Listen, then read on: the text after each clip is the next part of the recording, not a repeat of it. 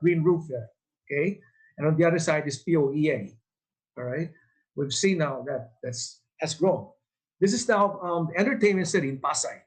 Okay, this Dado Macapagal Avenue, when Asiana Park was still developing, it was as cheap as 50,000. They got the contract to what's that word for that? Reclaim the area. No, all right. So with that, okay. Slowly, Robert. Sorry, sorry. Slowly. Yeah. Okay. All right. So in the Asian financial crisis, no, um, I'd like to do some comparables between where we were in financial crisis compared to today. Um,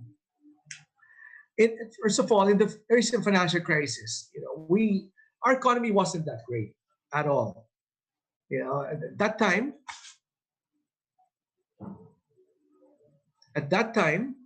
you know, dollar was at prior to the Asian financial crisis, we were at 26 pesos and 26 something, 26.35, and in a span of sometime in October of 1997, went up to 35, 36 pesos immediately.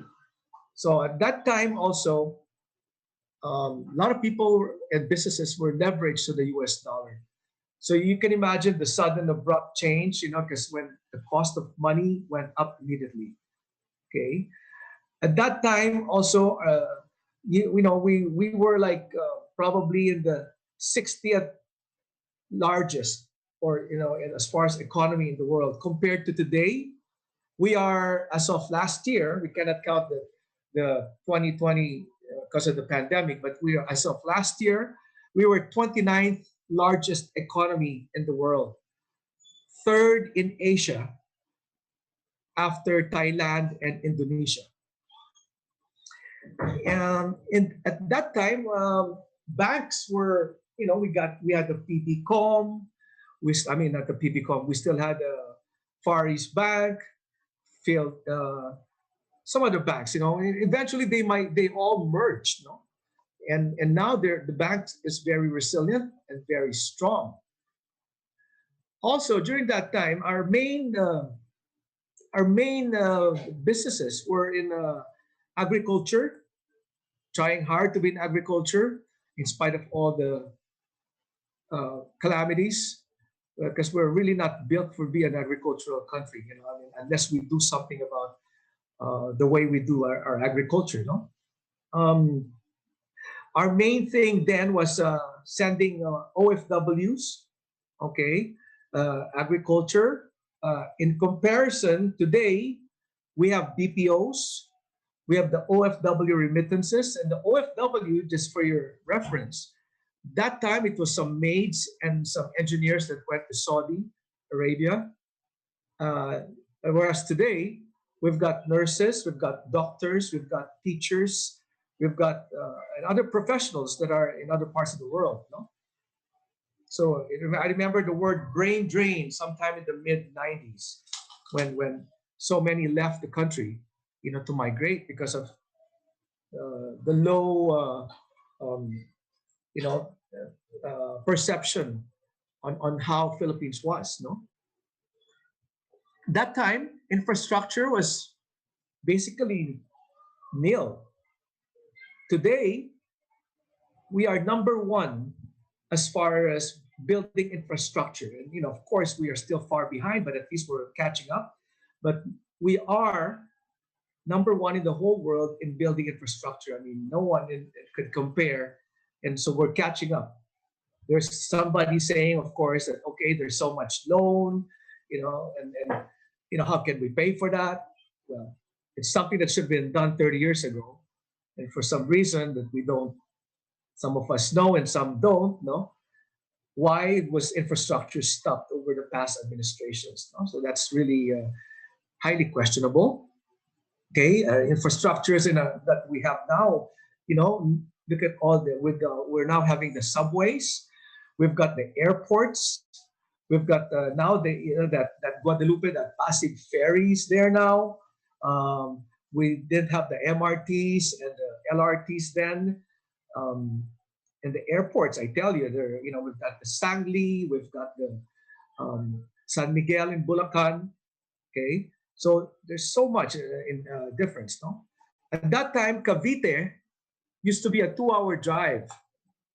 Now it's 45 minutes to an hour, given a certain day and hour, of course.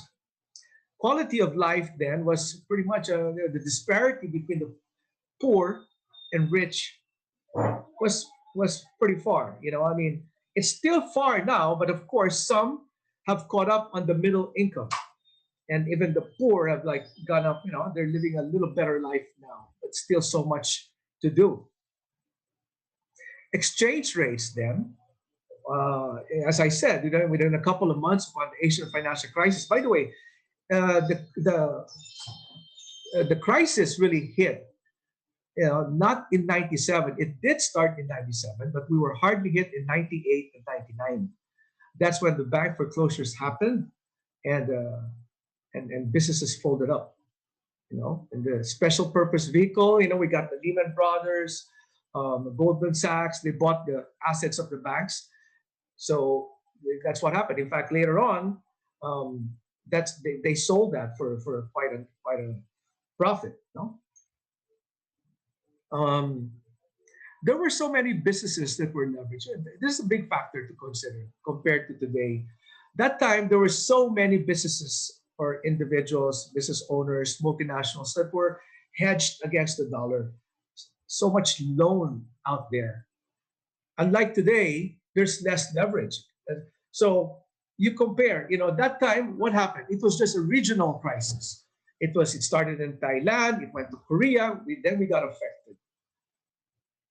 Today, it's a global thing. Everything just stopped. Economy really stopped. There were no exceptions. Well, there were a few exceptions. Of course, the online businesses and others, no. But there was just a massive stop in the economy today. Nevertheless, I think it's not only me, but a lot of you could probably say that, okay, well, we're still doing okay. Um, in the high-end market, say Forbes, DASMA, or even, they're holding their prices. There's a few that had to be sold, but that's really far in between. But we're holding up. Although now we can see that the bank's non-performing loans it's getting to be a concern. Okay, but hopefully, the businesses will resume, and we can proceed with a better economy. Okay. Also at that time, we only had Makati, which has always been there, CBD, and we had Ortigas. Today, it's spread out. We've got the Circuit, we've got the McKinley area, we've got the Eastwood, we've got Balintawak, we've got Arca, we've got the Madrigal Business Park, we've got the Philippine Corporate City, we've got Santa Rosa Business Park, we got Cebu, we have also Iloilo, to name a few. There's so much more little packets of business district that are around. And more importantly now, I guess we go to the credit rating. Gosh, we were negative. We were unstable. That was our rating. We were unstable. Today we are in the investment grade. Okay, that's a big factor because when you are in investment grade, that shows confidence by the foreign market to the Philippines. Unfortunately, we don't see that in the foreign direct investments yet. As the people that left China during the pandemic, because what happened then? During the pandemic, there was basically a closure in everything. Nobody could fly out, and next thing they knew, gosh, everything was coming from China. So all these multinational companies, they had to do something about it. They had to move elsewhere where they could put saying you can't put everything in one basket. So it diversified. They went to Vietnam, and Vietnam at that time was prepared. They had all the nice incentives, which we could have provided. which I don't understand we didn't give, but and Indonesia, no? Okay. Um, and then the buildings, no? Gosh, so much buildings now, and how many malls were there during then? Now we've got malls all over. We've got grade A malls. We've got the small malls. We've got the the two-story mini mall, or well, it's called something else. I can't put it in my mind right now. Okay, all right. GDP. This is another research that I did. No? In GDP, the GDP in 1997 of the Philippines was at $91.2 million. In 2019, we stand at 397 billion. That's astronomical. Okay, our what do you call this? Our growth rate then in 1997 was negative 2.87. Oh, it just when the Asian financial crisis just hit. In 1998, because he said it hit a year and a half later. In 1998, we were at negative 22% of growth, negative 22. Today, or as of last year, 2019, we were at 6.3% growth.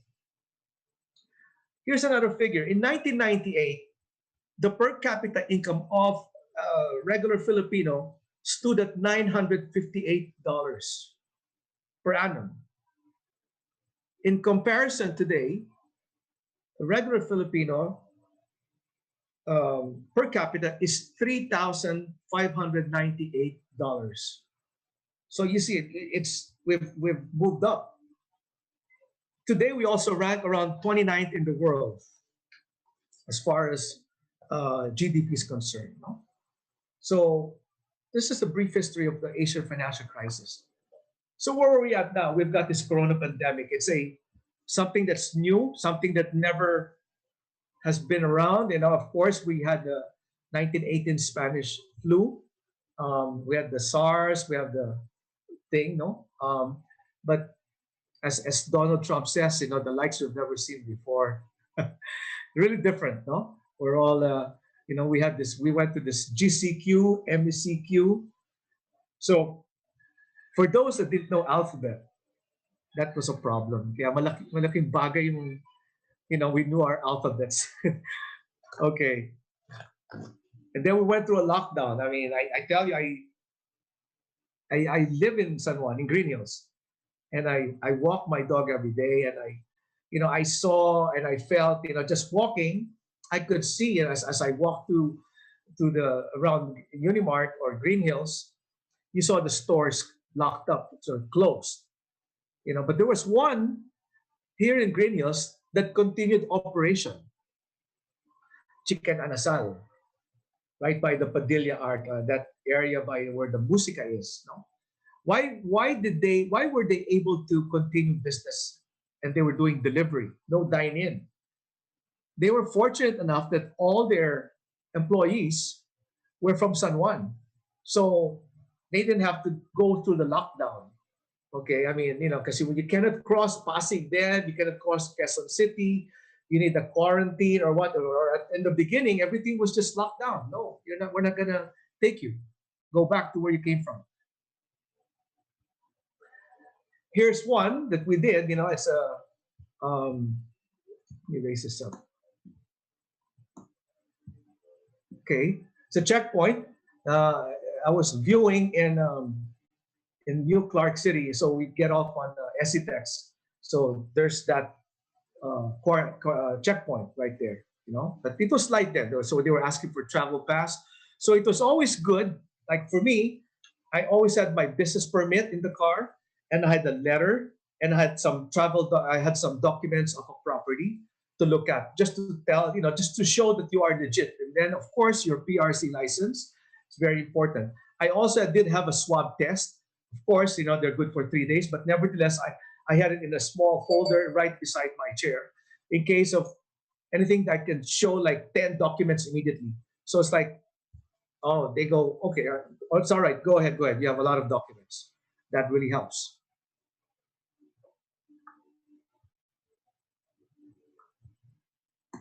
Wait, how come I can't go to the next screen?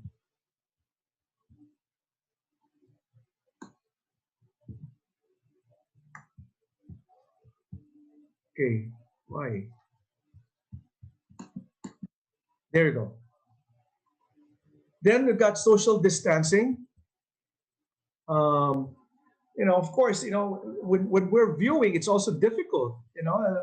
With the face mask there, talking, having a hard time understanding, uh, what they're saying. But that's again something that we have never had before. Okay, now I have to click it.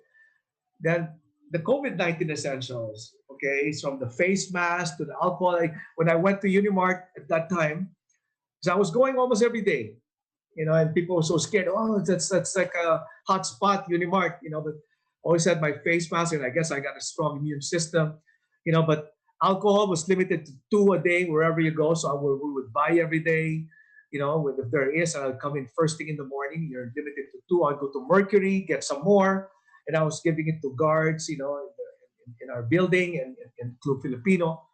Okay. Some of our networks did make money. Of course, magaling sa Pilipino eh. They always see opportunity. We are really survivors. So I saw some friends, networks, relatives, they got into the face mask business. They were selling alcohol. They were selling, wala pa face shield in the beginning. So what was then was the goggles that time. Okay. So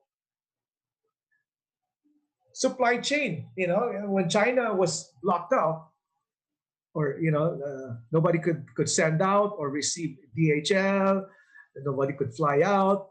There's a supply chain problem. Okay, so how could they supply? Let's say a meat could not supply a restaurant, and the restaurant could not operate without inventory. Then it's a snowball effect. It's a domino effect. For example, just in Unimart, again, just see how that's how analytical I am. In Unimart alone, I saw already like a simple pure food sausage, which Unimart normally had before. From that, from the time that we had the pandemic starting in March till today, they never had pure foods anymore. Not they had the corned beef, but they never had the sausage, the chicken and the pork sausage. So I have to go to Rustan's. So what happened was this manufacturers, they had their certain, probably it's because of the terms each one had with either Unimart or Rustan's or SNR. So there was a preference of where to deliver. Or you're only, and then who are also affected? The mom and pop, the sari stores that would order 100 packs in a month. Why would I deliver to you? I can deliver 500 to SNR. So they were cut off. So now they either had to go there, and their costs were a little up, were higher. So their profit margins was also lower. So it's again, it's that's the effect of the supply chain. Next thing you know, the malls were having a problem, and even the restaurants here, even if you're along the road, they had to close down. Supply chain. There was like so many, not too many people. There were like no one going out. Everybody was scared of this virus. You wash your hands upon you get. We're so paranoid. We didn't know because it was something that was really, really new to us. This is not my office, but even my office in Makati. So I go there once or twice a month just to, pick up some stuff or just at least fill the place. I'm having it cleaned next week. And I try to use the internet that I'm paying for and I'm not using it. Tapo ng pera. Then I'm paying rent also. So I asked for a reduction in my lease rate.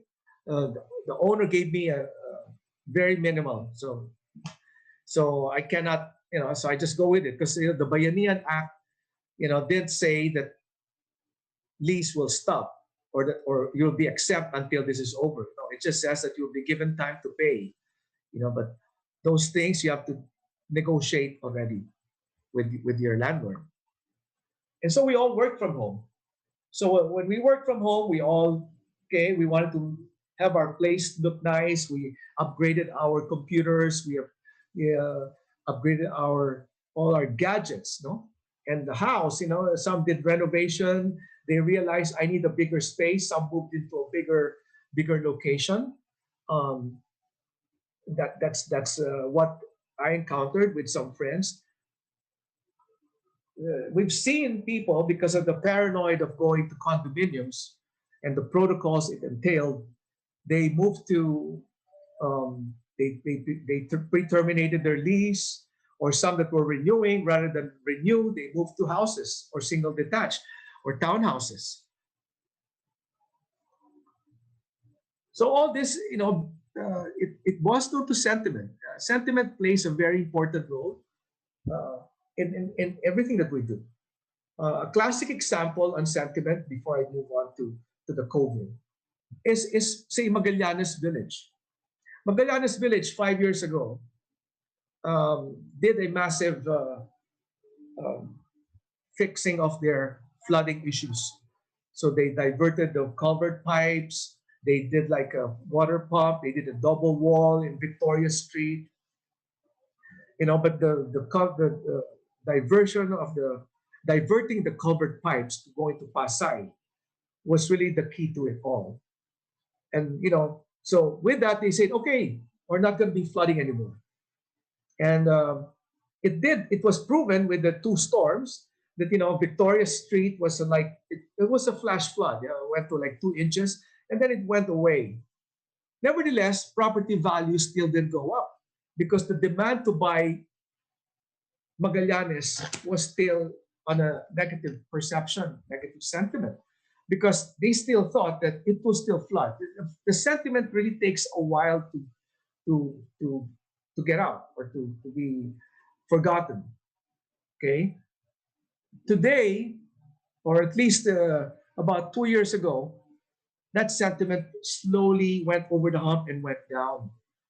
And so now Magallanes is okay. It finally caught up with the other Makati villages. And so it's a low of 150 to a high of 210,000 per square. Of course, the 210 would be like on the three streets, where it never flooded, the Encarnacion, the Margarita, those streets, no? Now, going back to the sentiment. So what happened now? We've got inflation is up.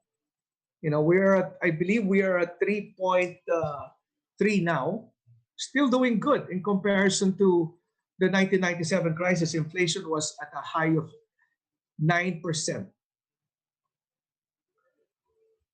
Now we also have an economic recession, with everything going, everybody's businesses are affected. Income is, we still have to pay for our employees. At least some of us do, or most of us do. Some have already just given a 13, or like a separation pay, and decided to wait it out until this is over. Isn't it the buyer's market now? Total change around from last year when it was much a seller's market. So, and with that buyer's market, so the word that comes in is a pandemic price. Okay, so we've got another word is that we have the pre-COVID and the post-COVID price. Okay, and that's always a challenge. FDIs, foreign direct investments, are also down, and we've seen that. Correct. Kailangan nagkakaedad na tayo. Okay, that was, Okay. Can you mute? Oh, picture na tayo dito bago tayo mag-swimsuit. Okay, I guess. Yeah. Can you mute the Bago other? tayo mag-swimsuit, picture muna tayo. Ay, hindi. Kumain muna tayo. Okay, sige. Kain muna. All right. Ronel, can you hear me? Yes. Wait. Maybe you should mute everyone. Okay. Baka mag-swimming na rin ako. Ah. Ano dun ah? Okay. Then we got the pogos. Wow, it's a mass. So they all left. Most of them left, but there's still some that are here. Okay, and so what got affected? So those ones that bought or leased out. Because what happened was when they came in, there's this village called Concord Village in Parañaque. It's just a stone's throw away from the airport. So when I was having problem with my arthritis, or I had an acupuncture done in my shoulder or um, in my arm. And so this Chinese guy was saying, okay, that house across used to lease for only 30,000. Now with the pogos in there, it's 300,000 a month. So you now expound to other areas. The one bedrooms of SMDC were leasing for 45,000, where it was just leasing for 25,000 that time. So it became, for Filipinos that we're all local, trying to lease became a challenge because it was not at our rate. Everything was changing, and they were all these property owners preferred of course, a much higher rate for the lease. So we were displaced. Same with the houses in the Dasmas or other areas, because they were willing to pay higher. Same with the office spaces. The office spaces, when they were getting in, they would it's, let's say 500,000 per square when they were buying at MOA in developers, and they would offer 510, above and over the asking price or what the firm price was, just in order to get it. So that's what the POGO did. Okay, it did enrich the lives of some of the property owners that leased out to them, but now a correction is coming. It's a good thing that they are. They didn't really spread into every location. So in Makati, Pasay, but now they're in the provinces also, in Pampanga, and of course, business is good as long as we limit them and they pay taxes. No. So right now, what they're going through is also the issue with BIR, that they haven't been paying the right taxes, and BIR is now is now giving them an absorbent amount. So they're negotiating, no? OFWs, of course, because of business closures. So some of them did go back, and of course, this also affected the OFW remittances, no? Soler, Resorts World, I tell you, with a limit of people coming in, 30%, they're still suffering. It will take a while because there's really a behavioral effect to all of this, this pandemic, what it's done to a lot of people. Dormitories, I tell you, I'm working on a friend that has a live, work, and play structure in the Manila area. And it was like the Poblacion, it's near the San Sebastian area. It's really fully filled up. 693 rooms, with like restaurants in there, some offices. It was basically 97% filled up. Great investment, great income that he's getting. That after the pandemic, because the schools had to go online, and most of them were like students, no? From 693, he was left with 27 rooms that was available. And out of the 27, 23 of those were foreigners that were stuck because of the lockdown. Philippine tourism, well, there's a good bright side. Of course, it was first of, we couldn't travel, but at least now the bright side of this is that we all now appreciate the Philippines. Local tourism is up because we cannot, it's still a challenge to go abroad, and it's more viable for most of us to go to other destination places. So of course, Boracay. I've seen so many people going to Balisin. We got to Dumaguete, some other places, in the Philippines. Hotels hardly hit. It will still take a while also, no? But some of them were converted, of course, not the Shangri-Las But let's say the SOGOs were converted into quarantine hospitals, and that really helped during the pandemic. Resorts still down, but they're recovering, and they're just seeing a brighter 2021. We're looking at a very bright 2021. We needed turnaround, no? Malls are hardly hit. It will take some time before they really recover. Okay, because not only, I would think that I would assume that probably about easily 30 to 35%, especially the seniors, no? And they frequent the malls quite a bit. My dad's one of them, and my stepmom. And no, they don't want to be exposed. In fact, they're probably the part of the 20% that never went out of their condominium all throughout this 9 months. Okay. Of course, if that closed, if the malls closed or were hardly hit, so would be all the retail stores in there, and even outside. No, but of course, it's really the malls that were hardly hit. So when the stores close, what happens? It's against a snowball effect when you look at it. Unemployment, people have nowhere to go. The supplies, they were selling at at a discount before they sell, or they will sell it at online just to recover some of their cost.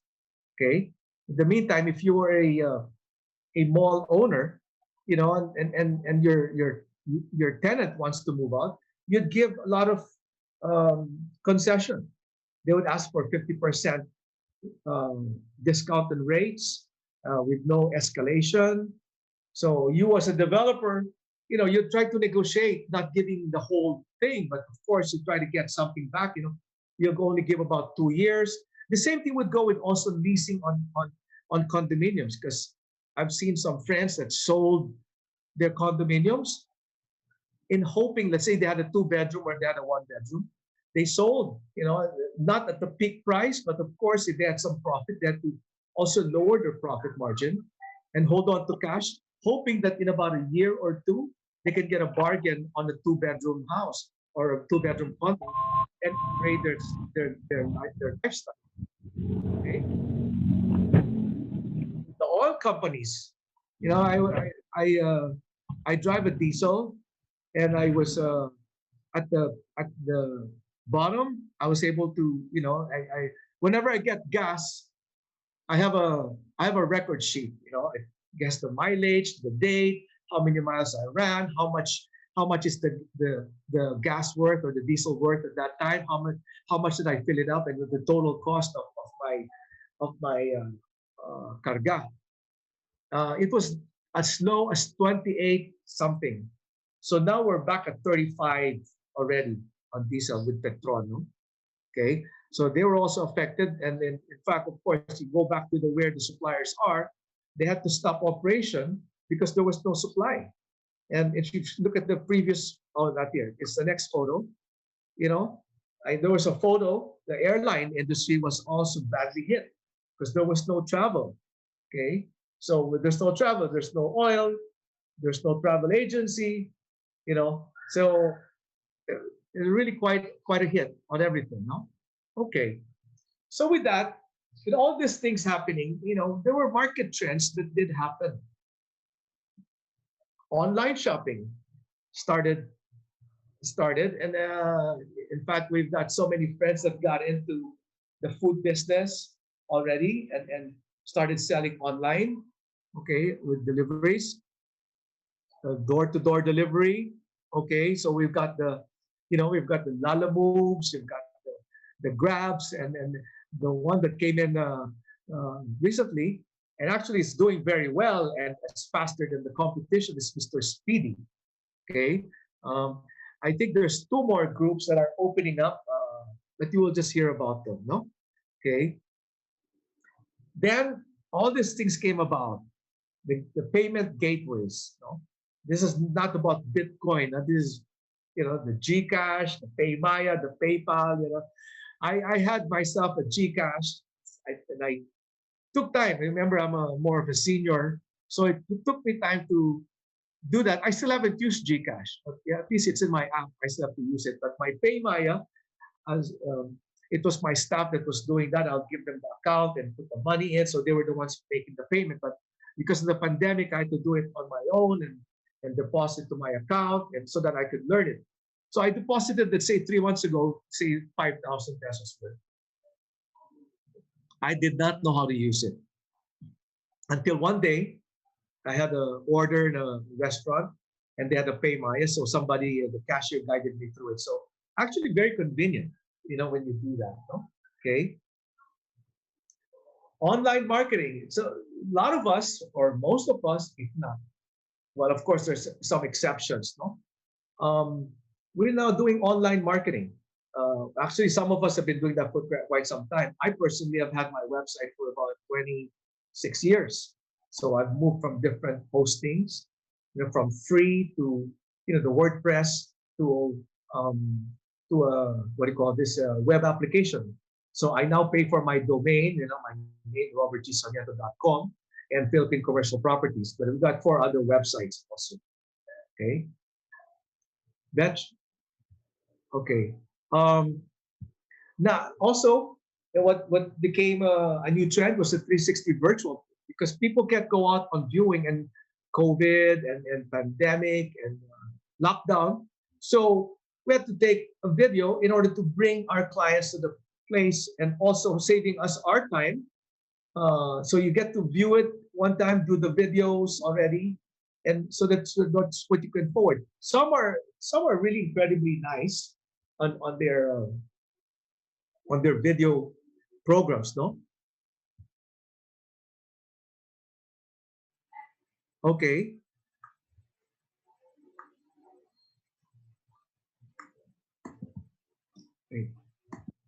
Okay. Then e-commerce. With the advent of all this online payments, e-commerce security became really an important thing. I myself got hacked 4 years ago. Then I got hacked again about a year and a half ago on my website. It took my developer 2.5 months to fight the hacker. They were Russians, no, Bitcoin Russians that were Russians that were into Bitcoin businesses, no. So of course they would ask for astronomical price in order to get your website. So we fought it out, and so one thing that my developer missed out was providing maintenance. What is a maintenance on a website?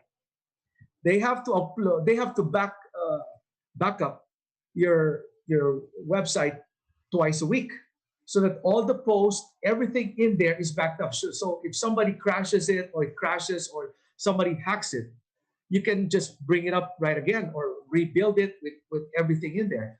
So with that last hack that we did, that they fixed about a year and a half ago, they basically, we lost about 70%.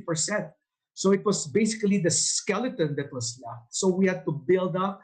I had to, re-input everything. I have over about 2,000 inputs in my website alone, in one particular website. So imagine the time and effort to put that all in, and I cannot assign that, because I have my own way of doing things. So what happened? Okay.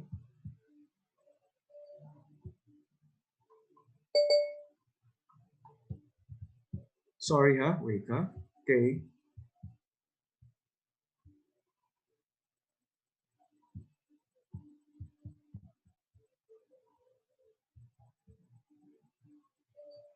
Um, anyway, while I'm doing this, do you have any questions that you want to ask me for now?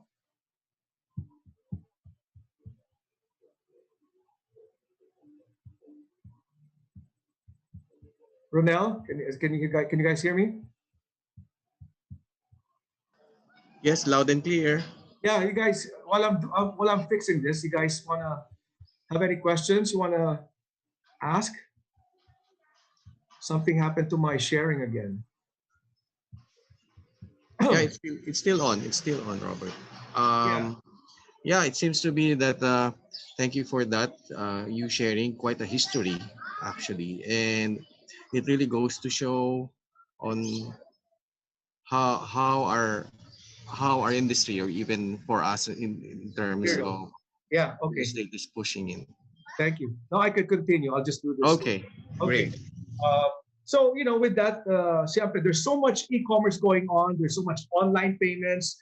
Everything's on the internet. So now you hear words, where you're being warned by your banks about phishing, and you have to be careful about this. You're gonna, somebody's gonna text you. We have uh, an account waiting for you.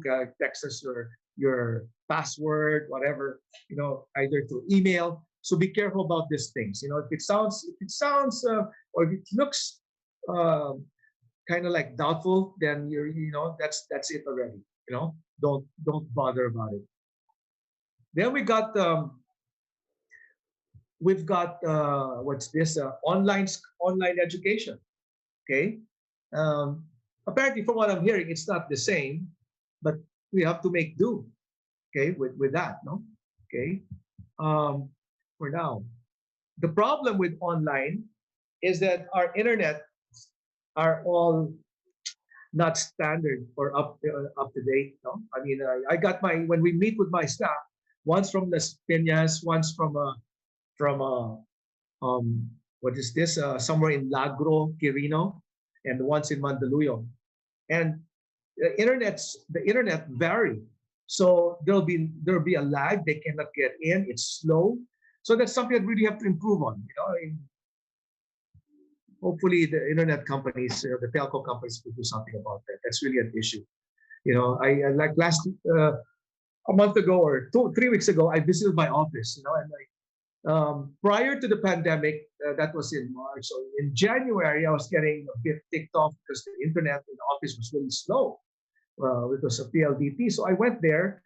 I had to go myself because to avoid the authorization and that sort of stuff. And so I met with the customer service. I go, "Hey, I want the top upgrade. Okay, give me what not the top of the line, but what would give us a good speed." So it was worth 4,005 or 5,000, and it was a business plan. So for the next 2 weeks, when it was finally installed, wow, our internet was, yes, that's the way it should be with three of them there, or sometimes. Then our speed was up. It was really faster then. So what ticked me off was about a month ago. I went there, so I turned on the telephone because everyone would turn everything off. So I turned it on. I turned on the internet, and I was trying to get in. The internet wasn't working. So and I'm paying 5,000 for that.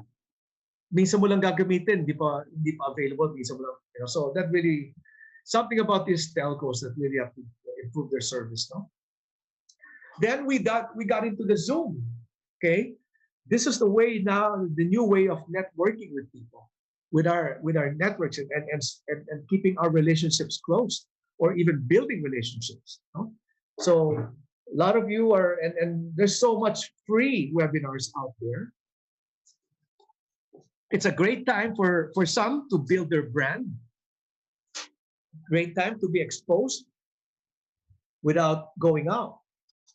Some really, we've got a friend that's like really monetized his business during this pandemic, and I'm happy for him. No, it's really been good taking advantage because there's always in every crisis, whether it was 1997 or the 2008, there is always an opportunity out there, and you just have to take advantage. No,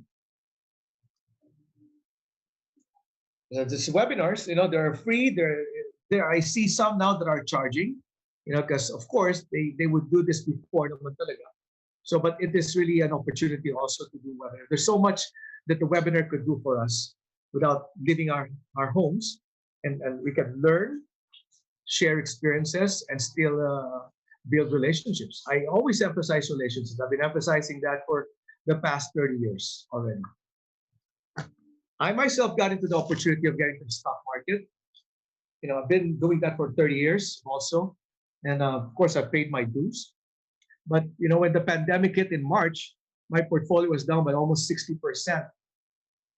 So with that, there's ways of balancing everything, and market has been up. In fact, it's very active now. It's very good. It's all positive, and so I've caught up with that one also. I mean, I've profited and took advantage of that upside of the stock market. Another one is wellness, because of the concern of the pandemic. Everybody, most everyone are into wellness, into tourism. Uh, since they're now doing webinars, they're personal care, beauty, anti-aging stuff also picked up on their businesses. Um, uh, these things that before you enter the house that you step on. That got in. Obviously, the gyms, it cannot go. So people bought gym sets for their houses. Bicycles, became a thing, which is good, because that's not only health, but it also relieves us of traffic. So lesser people driving on the road. Yeah. But lately, gosh, I guess it's almost back, but it's still a little faster than before the pandemic, no? So it's still moving. But nevertheless, traffic is definitely back, no? Okay. And then, of course, healthy living. People appreciate that now more, no? And with that, they research on things. I see there was a time when somebody came out with a blog at Facebook and Viber, and they shared it that ginger is magical in avoiding pandemic. So knowing me that I go to Unimart almost every day to pick up stuff, whether it's buko, fresh buko, or ice or something. I noticed that the ginger, there's this Chinese group that finished. So if you're not there by 11 o'clock, it's gone. It's gone. So what Unimart did was increase the supply. So at that time, now it's back to norm, and of course now it's okay lang. Those ones that were hoarding it or buying it has kind of leveled off already. Okay. Property management also. Some were they realized that, gosh, we got to be up to par on our management people that's managing our building. So some condominiums associations decided to change to more professional ones, to stricter ones. So the no name management companies, or they were just being used by the developer.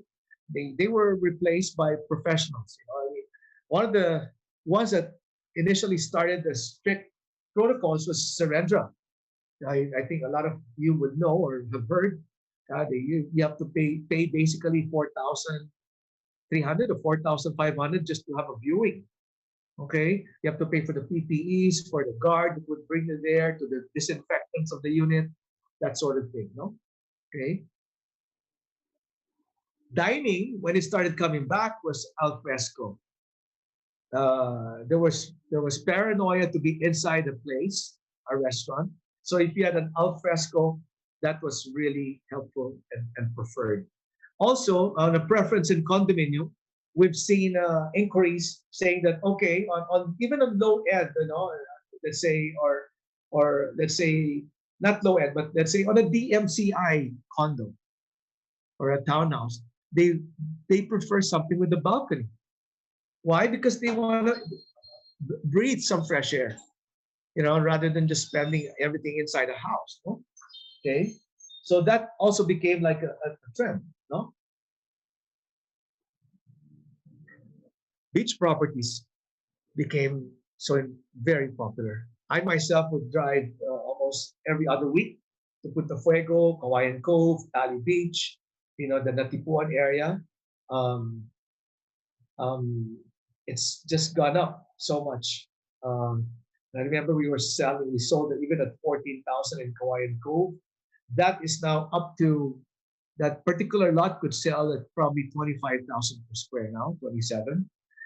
In Punta Fuego, we made sales at 16,500. That same lot would probably sell now at about 27. Punta Fuego, for some reason, has a more is more desired by end users and investors. Why? Because probably that's where main Fuego is. The terrazas is secondary, but believe it or not, it has a stronger protocol. You got to have a swab test, before you enter. Okay, I don't know if that's changed. I haven't been there, no, but I'll be there soon, no. Okay, yeah, and also when you're getting into beach properties, everybody wants unobstructed view. Most everyone will not get an unobstructed view because there's nothing available. So what you get is a property that will have a view when you build on your second floor. So I'm not saying there isn't any, but there will be some. But God, they're pricey. I mean, in Fuego alone, cliff lots or the unobstructed lots would be a buy already at 50,000 per square. Okay, so the inner lots, that's where the 25, if they're just facing the, a certain beach, because there's like what 5 or 6 beaches in Fuego. Okay, this particular lot that we're looking at right now, this would fetch about because that's already a bangin, no? So even though they build, you still got a commanding view. This would not go lower than 45,000 per square. Another one that I've been doing also is traveling to Tarlac and New Clark Green City. Those New Clark Green City, why? Not everyone could get in. You're chosen, you got to qualify, and then the last one is it's a long-term lease.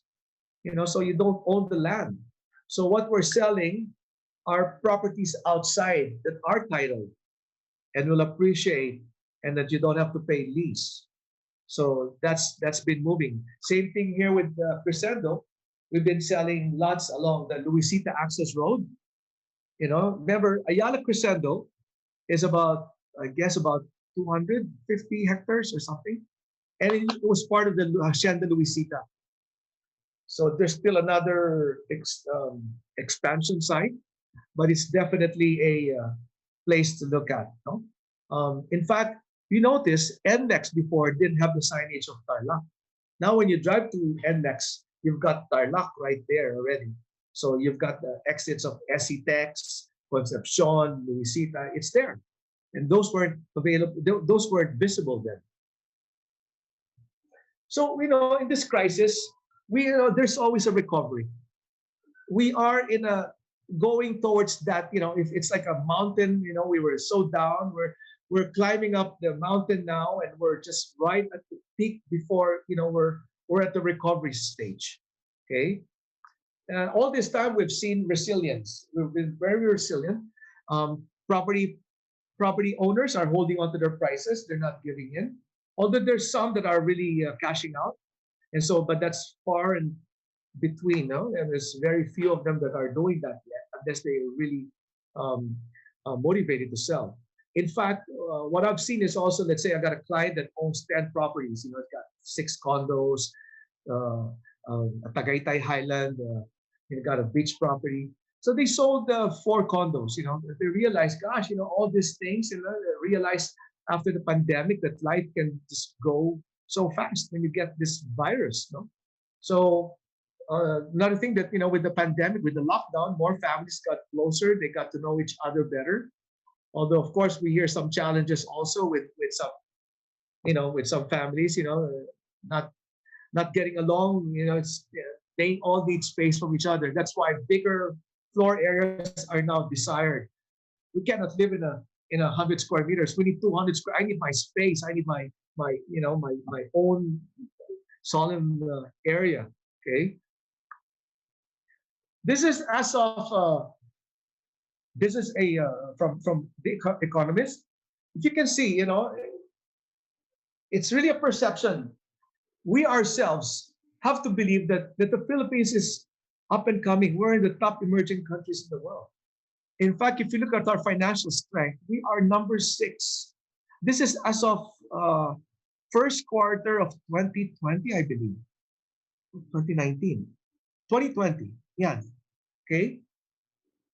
So look at who's ahead of us. Taiwan, South Korea, Russia, Philippines there. We're above this. This is with regards to financial strength.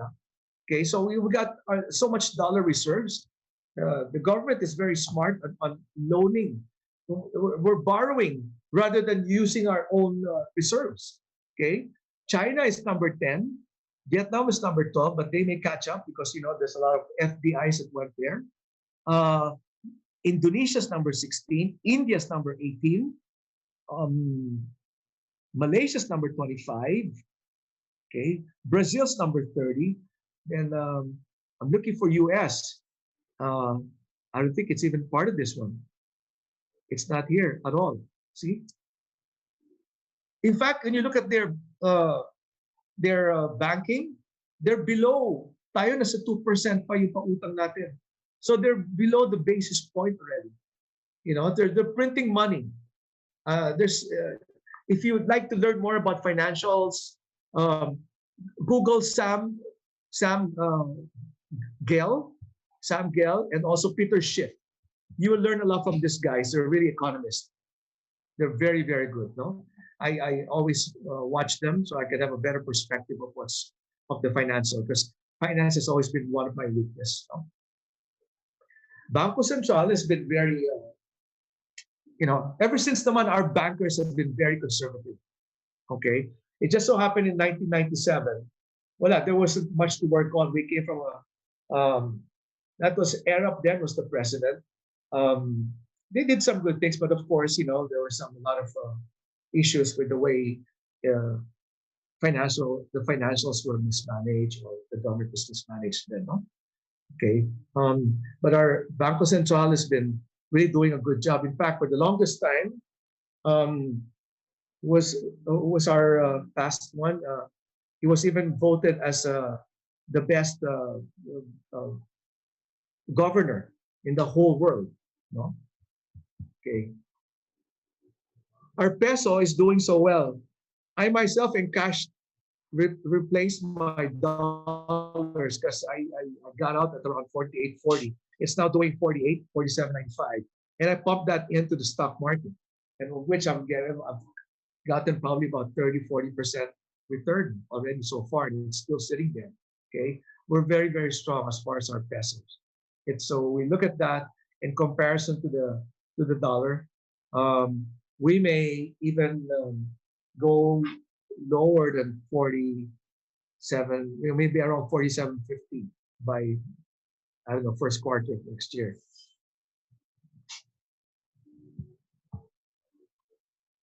Mortgage interest rates, right? In comparison to 1997, where interest rates went up to 22%. Okay, now we've got mortgage at what, 6 to 8%, right? And also, what makes it affordable is that unlike 1997, we now have 30-year mortgages. The Pag-ibig has been funded, and we can do the 30 years. Of course, if you qualify, like a senior like me won't qualify anymore because hanggang age 65 lang yan. But if you're young, 30, 40 years old, then you can still do a 20-year term, which is very good because after 5 years, you can pay off, or you can flip the property and then turn it around for a profit. No? But that's a big thing. That's because that's low mortgage interest rates. It jumps up the property buying of investors, no, and end users as well. The government came out with the stimulus, no, which I'll talk in a little bit. I think 2 slides later. Now with the COVID-19 vaccine coming, we've got the Moderna, we've got the Pfizer, and Sinovac. Things are looking bright, no? Of course, again, with this COVID vaccine, that turned around the sentiment. Parang people are now more optimistic about the economy. People are, things are opening up. Okay. Together with that, during this crisis pandemic, we've seen properties outside Metro Manila prosper and become busy. For the longest time, I tell you, Victoria Valley, Antipolo, Park Ridge, and Victoria in Valley Golf, was as low as 2.5 per square. It was about 7,000 about the end of last year, I think. It's now doing 14,500. Okay. What else? The on the south, the properties from the Alabang area to the south South Ridge to the Bellevue in the New Valleys, they've all appreciated now, and they're very much in demand because people want to get out. And what makes it possible is because we've got all these roads and infrastructure to complement that. No? Okay, provincial properties, even because the general sentiment also. Again, I'll be using the word sentiment quite a bit because it's really a lot to do with remember, buying or investing is an emotional thing. No? So you feel that you want to buy, you feel that it's going to be good, you feel that it's going to appreciate, or you feel you have to cash out if it's going to go down. So sentiment is a very, very important word. No? So developers have been looking outside. Why? You look at they're closed. Their minds are just closed on investing in Metro Manila. Because even though it's a good price now, they see so much upside outside Metro Manila. From the Taytays to the Laguna, Bulacan, Calabarzon, Iloilo, Cebu. They'd rather go there. They look at the upside because they could develop the market anyway. And there's so much untapped market out there. Okay. Also, those affordable housings, anywhere from about 4 to 6 million, have become very popular. They really moved. No, I got friends that have their housing projects in Cavite and Laguna. They're busy. They're busy. In fact, the demand is high. They're like looking at other projects now. So as a developer, also, you're now looking to expound or to reinvent yourself, come up with more values because that's what it takes. Almost everyone's doing the same thing. So you gotta do something a little bit different, provide more value, provide, let's say, a packet garden, provide, let's say, a nicer indoor thing in your house, in what you're building. You lower your stairs, rather than make it nicer, like senorita steps. No? You make your kitchen more open to the living room. That sort of thing. Actually, if I were to build, I'd copy something made in Indonesia or made something in Japan. In Japan, it's only 100 square meter lot, but look at what they make out of it. It's very nice, no? So with this, again, in line with that, this is in Tagalog, but it's called Balik Provincia. It's a Balik Pag-asa. That's what the government's trust was, no? So with the stimulus that I was mentioning earlier, this is what the government came up with. It was the Bayanihan Act 2 already. Okay, first it came out with the Bayanihan Act 1, and then now it's the 2 to like extend payments and reduce. One thing we have to realize, it's nothing's free. So it just gives us time to recover or to pay our bills, no? But also the Bayanihan 2 Act is now being complemented by the Create Bill. Okay, what the Create Bill will do, it's going to be a great incentive for multinational corporations and also for companies that want to get into the Philippines, because there's an incentive we're finally lowering our corporate taxes. That's a big incentive because we're one of the highest in Asia. Okay, so that's going to be reduced to 30, 25, and at least I think even at 20%. No? With all this happening, we were even also given an upgrade by Japan Credit Rating Agency to an A-. Of course, their credit rating is good, no? However, what's stricter are the Fitch and the Moody's and S&P's. Among the threes, Moody's and Fitch are like the strictest. Although they all gave us as of last year, they didn't see any change in upgrade, so we can just maintain. But we are already in the investment grade, We are at stable at B. What is this? With S&P, we're at BB plus. At Moody's, we are Baa2, and Fitch is BBB plus. You can look this up. on the internet what credit ratings mean. No? But unlike before, way back in 1997, we were our credit rating was unstable. That's the category we were at. Housing price trends. We recently did some sale on some villages, and properties have been holding. Let's say in White Plains, and people are trying to bid at 135. They wanted a pandemic price, but my sellers they're not budging. So the price was agreed to 150,000 square.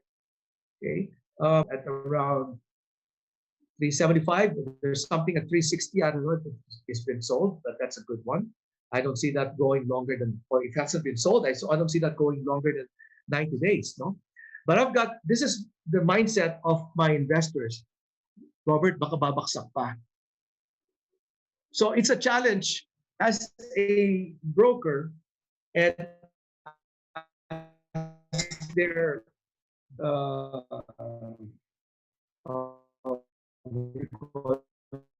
consultant. What's going to go down are like areas that are not preferred, because at the end of the day, it's location, location, location.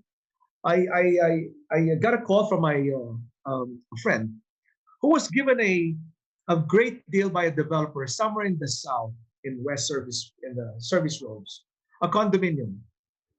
And it was a great deal that he's trying to unload. Well, just in parallel to 1997, where are people buying? They're buying at the primest location now, because what happened now with this pandemic, there became a buying sentiment among all, if not all, most of our clients. Why? What happened is a once in a lifetime thing.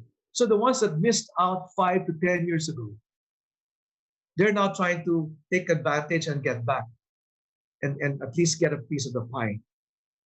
So if you're not doing that yet, I suggest you go back to your clients and do what needs to be done. Again, it boils down to relationship and also being persistent. If I were your client, and there's three brokers that are calling me. You call me once. There's another broker that calls me every day, and another broker that hardly calls me. I'll probably end up closing a deal with the ones that calls me every day. So it's really, being resilient and being persistent. And but it's not about the selling. It's about showing your true concern, your empathy towards giving them a good portfolio and what's good for them. No, and you can prove this. That's why some of this should be at the back end of my talk, but it's in line with what I'm saying now. What I'm doing now is that I'm getting testimonials from all my clients through Viber, and I'm copy pasting that to my website just to show that those testimonials would people would be basically advertising or really giving me a free advertisement to deal with me.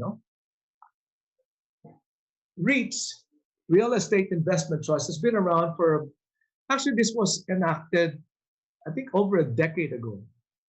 The thing was, the government wasn't giving the incentives or the tax incentives in particular to these companies. Only now that they relaxed and probably gave the thing. So Ayala, that's a REIT now, you can see. And Double Dragon got into it. Megaworld will be getting it. Because they're already in there. Look at Megaworld. How many office buildings do they have? How many malls do they have? Okay. Look at Ayala. If you were to look at the conglomerates, Metro Pacific, okay, they have several businesses, from infrastructure to properties to hospitals. So REITs will be something good, but the complaint right now or the main downside is, in other countries you get a 12% dividend annually. 10 to 12, and over here they're only promising about 6 to 7%. Okay, yeah, that's still based on performance. PEZA, this is a main thing that needs to be addressed. as of a few months ago, there were about a little over 15 buildings occupied for multinationals and foreign companies because they need the tax incentive. That's one reason we lost out to Vietnam. Vietnam offered so many things, from the taxes to concessions in low rate, their lease rate, ownership, whatever. Super, super great incentives that we didn't give. Okay, but hopefully, so I see this PESA is something that all the government has to do is approve it without any more cost. Because gawa na yung building eh. So I don't really see the logic why they're holding back. Why? Because they wanted to move it to Davao. They wanted to move it to Iloilo. I mean, to move it to Iloilo or Davao, they still have to build the buildings. They still have to build the infrastructure. Let's take care of what's ready now. I think that's something that has to be addressed. I hope this is really reached out to those government officials. I mean, I'm sure there's some of them that they realize this, but I don't know what's the holdup of it. Manufacturing, okay, of course. So what happened during the we're still getting some of this manufacturing. Why? Because we've got a great PESA, leader also. And the racket, there's not much red tape. So the manufacturing here is good because we've got good workers primarily. Another one is that is making a comeback are the ITs and the BPFs, the BPOs. No? David Lichu already mentioned this in his report. No? But they will be around. They'll have they're already taking up. They're coming back.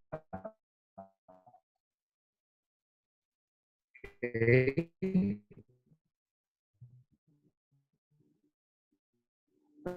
Another thing is and you notice, we've got the subways coming. Okay, we've got all these roads. How many roads? From the Visayas to Metro Manila or to the NCRs, zone, Central Zone, even up to Tagaytay and to the Calabar Zone. And there's so many roads in YouTube. Dimitri Valencia, everything's there. In fact, I blog about that every once in a while when I get a chance. Okay, another infrastructure. You look at our MRTs. This weren't around during the Asian financial crisis. Now we've got the MRTs, we've got the LRTs, we've got the expansion, we've got the improvements. We need more trains for the MRTs. Because gosh, it's already built up there, but we need more trains. Nakakaaway mga nakapila, no? All right. Now we also see airport infrastructures. The Cebu is, if you haven't been there, it's beautiful. And then up and coming are Sangli and also the Bulacan. Okay. Renewable energy. This is really one of the businesses. In fact, I'm servicing a fund, hedge fund, that are into 5 businesses. They were into restaurants, they were into resorts. That's already filled up. So looking still at IT companies, information technologies. We're looking at renewable energies and healthcare. Those are 3. Because healthcare will be something. What's missing now are, like in the healthcare industry,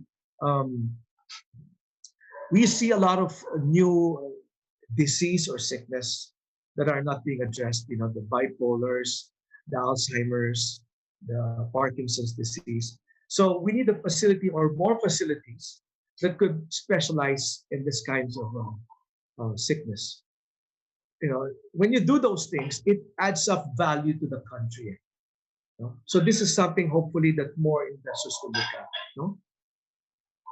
Logistics, with the advent of online business, and it will be that way. This is already the new norm. In fact, I've been doing logistics for the past. Um, when Ayala bought FTI, I saw the big opportunity there, so I positioned myself.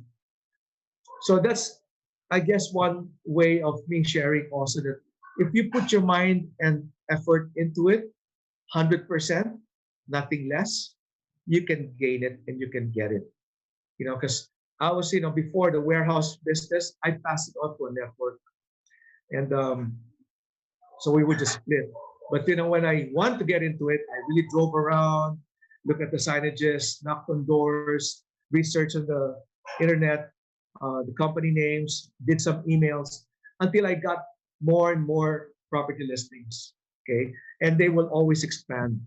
Okay, remember, you always have to look at your book of business because those are already your clients. They already are.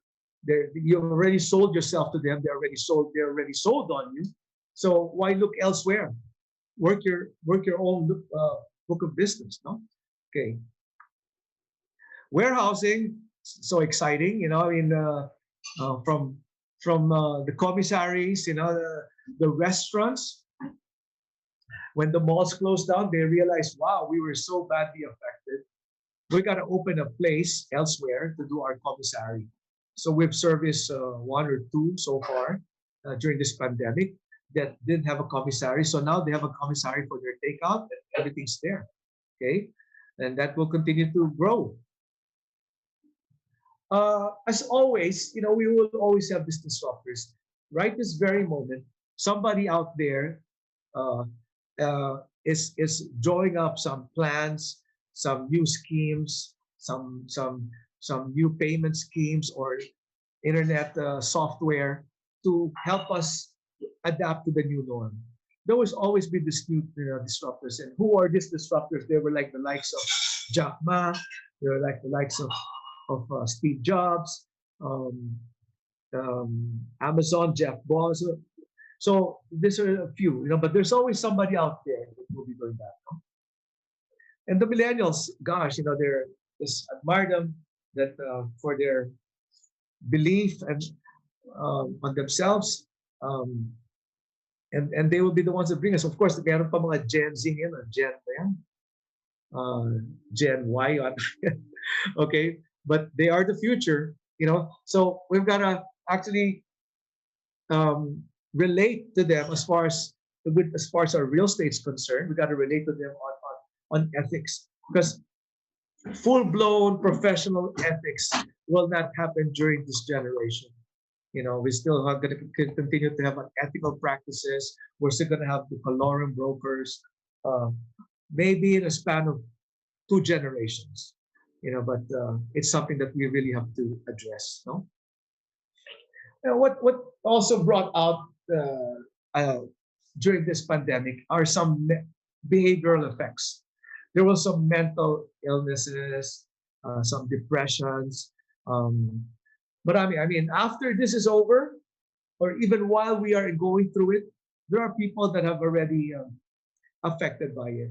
Some that had their relatives or close friends pass away during this pandemic. They're forever warped. Okay, they may recover, but there's a scar already in there. Some may never go back to the malls. Okay, I know some that are just so paranoid until, even though after they have the vaccine, they just probably never will, because anyway, there's online. So there's going to be a shift, really, and I've seen that, and I think it's just going to grow. Okay, but there definitely is a behavioral effect to all of this. No, some that were all coped up in their homes had some depression issues, and that's why going outside, but they were so limited. But now that they're finally seeing the beach, they're happy. They're able to breathe. They have their space from people that they live with in the house. No. Also, what's always sad is that, okay, so now we got a buying opportunity. In fact, there will always be clients. No, we have clients that are different levels. One that is like they grab opportunities. Baka bababa pa yung presyo, but they think it's within their spectrum of buying opportunity already. So they buy. There's one that will wait, and there's some that taga-tanaw lang ng tanaw, mga taga-tanawan. Okay? And they never end up doing anything. They miss out opportunities. I remember some that, the ones that missed out 5, 10 years ago. Now, there will still be some that will miss out opportunities during this pandemic because, there are opportunities to buy commercial properties. There are motivated sellers on resorts. It's a good time because if you can get them for a good value, why not? Okay, one of the biggest examples of buying at a great deal was Ayala Land and Greenfield when they bought Bonifacio Global City from Metro Pacific during the crisis. Chumepo, that was the time of Metro Pacific, 1995. And, so they went to the house and they tried to make a do out of it. But eventually in 2003, they really couldn't handle it anymore. That's when they sold to Ayala and to Greenfield. Okay. If you want, by the way, I'm almost done with this. If you want current market values of properties, I can, you can just email me. I can send them to you. This is my email. Okay. Then I can send you what I have. I do my best to do an updated property value almost every quarter. Been doing that for the last 30 years already. So it's something that I like working with numbers. Okay. Wow, So, nice. Thank you, Robert.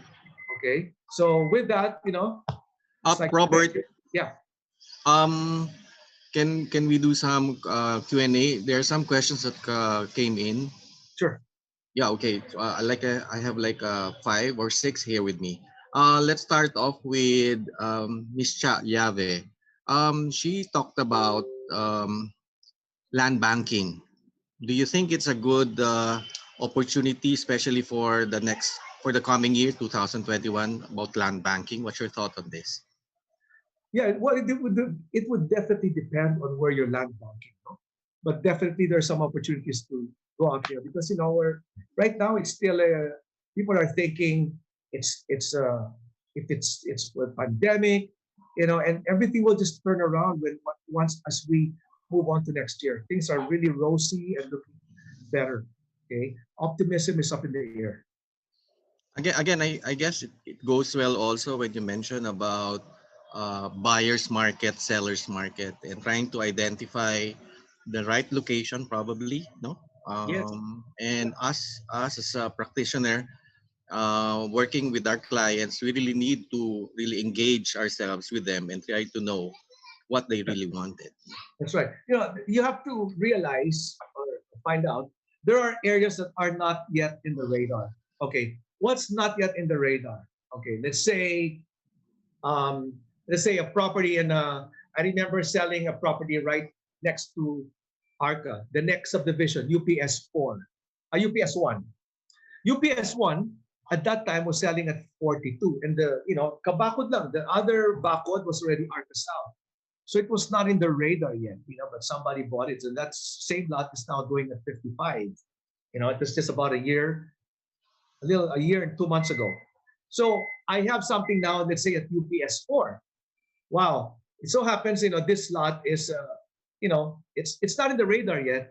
And recently the subdivision allowed subdivision of lots. So if it's like a corner lot, 471, you can subdivide it to 200 something. Then it becomes feasible for a build and sell developer selling at 23,000 per square pa lang. Okay, so those are things that I focus on. Because if you try to work on let's say in Makati, there will be buyers, but your niche market will be so small. Some find it okay because pag nadaan naman yan, malaki, di ba? Yep. But Yep. there are, with my operation, I'm used to transacting a lot. We'd like to transact because it's not only when you transact a lot, dire-diretso negosyo. There's something at the back of your mind. Your subconscious is positive. You're closer. You do things. You help out people. You move on. You move on to the next listing, and that's the way it should be. for if you can handle. Because some, like me, I'm in general brokerage. Some can't do general brokerage all at one time. So when the crisis came at that time, I guess one of my most memorable sites that I closed a lot on. I did most of the commercial leasing in C5 then when there was no Eastwood. So I don't know if you recall C5 then by Acropolis. Those Yeah. were like the Jerry's, the Crocodile Grill, Yep, the yep. Ponana, the what do you call this? Where the Causeway building is, Chicken Yes. Bacolod, so Sushia. Yeah, I did about 12. And when I did that, Chinese were calling me already. They were happy from 40,000 per square then, and Lotte nila became 60 in about a year's time. That dramatically, so I was getting a lot of listings there too. Okay. Remember, if you're in this industry, okay, and you are, if you capture if your client portfolio is about 60 to 65% Chinese, you will do great in this business. So try to capture them. That's In the same thought, Sol Alcantara was also asking, given the crisis, with your experience, do you think it's better to conserve cash or buy property? Well, there's two thoughts to that. One is on there's that hope that property values will still go down, and it just might. Okay, because historically, when you look at the Asian financial crisis, it did, it happened in '97 when the domino started falling, but the big hit happened in 1998 and 1999. So now we're still early on to really assess. So some are still in denial, but on the other hand, we see less leveraged people, but there will be some. So how many of that will be available? I'm not really sure, no. But if there are some good deals that you feel there are good deals, and it's within your buying spectrum, property is property. They always appreciate. Okay. Bert Winley asked about residential escalation. Probably this will be more on leasing. So what do you think is the forecast? I think there are a lot of property experts, David Lee, even some of the groups. What's your take on the property escalation for next year? I don't think there's going to be an escalation. Are you asking escalation on leases? Because that's what. Yes. Okay, I doubt there's going to be any more escalation yet, because we would like to see there will be more people probably. Because it's not just the property market, that's going to affect the property owners. Their businesses are also affected. So if their business is affected, then they would need some cash flow. So rather than lose that tenant that they currently have, they will probably preserve that rather than take a chance of losing and then finding a new tenant. And then that new tenant will also give them a hard time about getting a low rate, and then going on a long-term lease and trying to get a low escalation. So ganun din eh. So might as well hold on and preserve what you have and make the most out of that. So I doubt there's escalation next year. There will be more takers next year because of the optimism, but it's not yet the time to do an escalation. It's just really, wow, pera-pera kagad yan eh. It's not yet the right time until we get over this pandemic. Nicely said. You mentioned about changes, no? And one of them that we all experience is about work from home. What do you think, or how do you think this will really affect in terms of real estate industry, work from home per se, as how companies are adapting? Me myself, I believe, from what I see, 60%, even up and high, 80% are already doing work from home from their offices. What's your take on this? How this will affect a good real estate product? Okay. By the way, I was looking at the chat here. You may we can answer that later. I cannot focus on reading and no, but you can probably ask that again later, no, Ronel? I'm sorry, Okay. what was your question again? Can you repeat that? Well, it came from, it's the same thing it came from Ronald Pontoria. Now that work from home arrangements are being applied by companies, what do you think will be a good real estate product to introduce to the market? Well, since we're all really online, one effect that I've seen as far as there's pros and cons. I'll go with the cons first. The cons is productivity level because with my staff, you cannot control. There's going to be their kids wanting to they have to feed them. And like if they were stuck in the office or in the office during the day, then it's pure focus on what they do. But when you're at home, you cannot avoid getting distracted by your children. So productivity level will not be the same. Although I do emphasize in my operations that you can work 4 hours, but that 4 hours must be very productive. I don't care. It's about getting things done and getting results. Okay. How we present in real estate matter, no? Okay, online videos, that's really the trend. If you have not done it, it's never too late. If you don't have a website, you don't have a presence yet in the social media, it's never too late. Okay, but we really have to adapt. I myself, okay, I realize I've been watching videos. There are some, I tell you, believe ako dito sa mga millennials na to. Okay, or some, even in my, others in my age, no? They've adapted so fast, because it boils down to cost. So if I were to do things right now, I'll get a social media guy. How much do you cost? How much might cost to me monthly? They will upload your video. They will do your online thing. They'll take care. They'll do your Facebook business manager. It's not a joke, huh? But if I was spending 20,000 on advertisements before monthly in Manila Bulletin and others, I definitely got out of Bulletin. So now there's that money waiting to be put elsewhere. So that could go to Carousel, that could go to Lamudi, that could go to Property 24, that could go also now to the person that I would hire. It's like getting a new employee and having them take care of your social media. That is going to be the future. That is a must. That, as I said, in what we do, you're either in it 100% or not. Kasi I'm not thrilled about 50% success. It's 100. It's I always say it's half-ass effort. You get half-ass results. Okay. Michael Baez is asking about affordable. You made mention earlier about affordable housing as a trend. I recall one of our members is doing a project also all over from down south, Cavite, and he's asking about the trend in sales. If I may share, he himself was saying that he's getting tremendous selling, even double, even triple digits that they're getting, on this. It's really more of how trying to not to lose the client or even trying to give assistance. If you notice, a lot of developers are really extending a lot of sort of credits or even on ways on how to help out just to maintain the account. What's your take on this, Robert? Well, the housing, that medium cost housing, is just going to continue to grow. No, why? Because people are realizing, well, number one, it's in the infrastructure.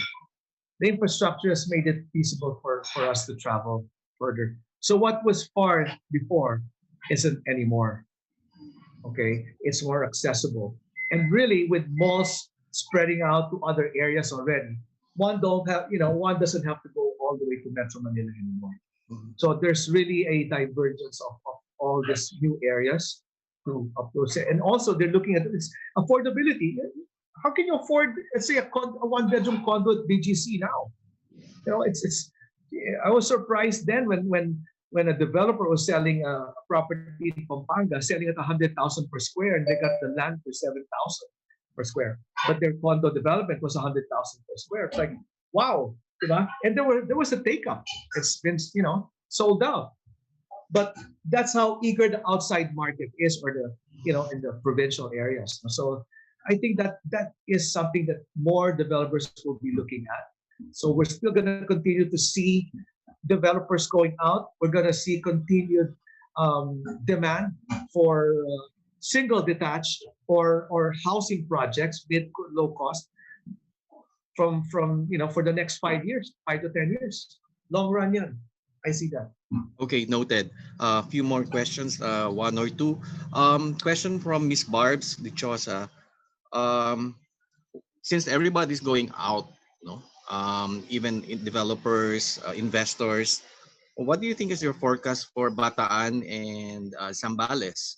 Do you have any idea of their current market price right now, especially in Bataan area like Anvaya Cove? Okay, it's a slow take up there so far. But with the development of the new Clark, for you guys that have not been to that area, I tell you, BCDA has done quite a bit of development there. They're really taking care and making sure that it's, they got all sides, everything covered, from from from uh, from feeder roads to main roads, infrastructure. They have it going. So that will be a net effect already. Once they do that, apektado lahat yan ng mga sa mga north. Right now, the take-up on beach properties, they're mostly in Batangas. I still have to get an inquiry on Anvaya. But, I grew up going to Bagak, Bataan, and I know that place. And I'm also working on some properties by Subic along the beachfront. No? So, slow take-up, but it's just a matter of time before it starts moving. I see that, kasi it's like, di ba, option 1, option 2, option 3. Option 1 has become expensive. Option 2. So, that side is still, masasabi ko, not yet in the radar. So that's where the buy is, because buy it while it's cheap. Invest there, hold on to it. And, once it gets there, people are, then that will trigger investments already. Okay, thank you for that. One question coming from Miss Erlinda Austria, talking about shifting, no, buyer market. So when do you think um, will we shift from buyer's market to seller's market? Wow.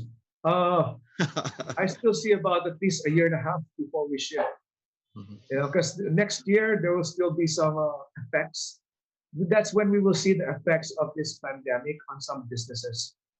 Okay, so that will expound on the sentiment again. Because nagsarado si ganito, nagbenta si ganyan. That will, so I still have to see that because historically, as I see it, if we're look back at financial crisis, even though we are like recovering now, there will still be, bad news travels more than good news always. Okay. So there will be some that will be affected next year, fine. Okay, yeah. Well, good point, Robert. Since most of us are into, well, I guess pretty much by this time, where everybody is really into digital marketing, and Erlinda Osia again is asking, so how do you see or your take on the Chinese market? Okay. Well, the ones that will be left here or are here now, they're actually adapting to better manners. Okay, and they're really making a big strive to improve on themselves, because they were also told that that's been the problem, no, paying the taxes. As far as their take up on the property, yeah, there will be but I don't think they will be the type that will, like when the first wave came in. I don't think they'll be the type that will that will offer higher than what's going in the market. They are more knowledgeable now.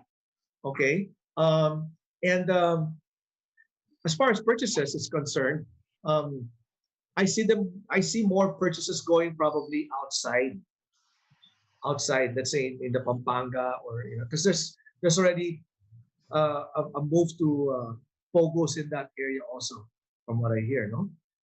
Okay. Actually, the Pogos have not yet been my market. So I go through some networks of mine. Kasi kung di nyo hawak yung market, you have to know who has the market. So that when you get that property, you just network with that person, no? But from what I've been told, they are they've improved a lot, and whoever's going to be left or whoever will be coming will be a better this time around. Same thing that I can say with Koreans. When the first Koreans came, the first surge of Koreans that time, these were the older Koreans. Now, you have to understand the history of these Koreans. Bakit napakabaksik or napakapastos nila in the beginning? Reason for that is these were the older ones. They were the ones that were under the Japanese. Kinawawa ng mga Hapon yan eh. So it's inept in their inner feelings that they are defensive. Yung mga latter ones that arrived are ready from the industrialized South Korea. Nagkaroon ng edukado na yan. Mga nag-aral na sa Paris yan. You know, I had a very good friend from Korea. Oh, nag-Korea pa. So when he opened up here, his business, he's world class, very proper, very professional, not like the other ones that came ahead. So that's the way I see the Chinese also. I think we, if I may say about the Chinese market, well, primarily, me per se, as I handle them, yeah, it's true that I get inquiries, I get requirements, but at the end of the day, it's really how you converse with them. So I really have to take that extra step, at least to learn, if not, at least, or even count, no? Because one question coming from Yolanda Asuncion, is it true that the Chinese foreigners, especially the foreigners, especially the Chinese, cannot be allowed easily to come back? You know, remember earlier on, they were all asked to, or well, actually they all moved out, or sort of in an exodus, and to which also the money can they send it to the Philippines are limited. Is it really true? What's your take on this, Robert? I know that the ones that did come back are having a hard time leaving again China, because you know they're especially alam mo sa China, AI is a major thing. You know, I mean, you walk around, you see it in the videos, they watch every move that you make. Okay, so that's pretty scary. So with regards to them coming back and getting a new visa, I don't think I'm the right person to answer that. I really don't know. Okay. I could get answers, you know, but at this point, I'm very honest to tell you, I'm lost with that. Okay. One more coming from Aldrich Ong. Talking about office spaces, will it still be in demand since many are already adopting work from home setup? What's your According to take on Dave, that? I believe so also. I agree with David Lichu that there will be more multinationals and there will be other companies that will come in the country. So we're not limited to the Filipinos or to the Chinese that will get that. Maraming papasok dito pa rin. You know, remember Asia, you know, the tide is going, the economy tide is really going through Asia. But you know, it's moving out of US, it's moving out of Europe, it's all going here. That's why we are now the 29th largest economy in the world. So it's just a matter of time. The projection is by 2050, we're in the top 10 already, Philippines. You got to believe that. You know, and just hope that this, you know, we have a good government that will continue to, you know, do more good things than that.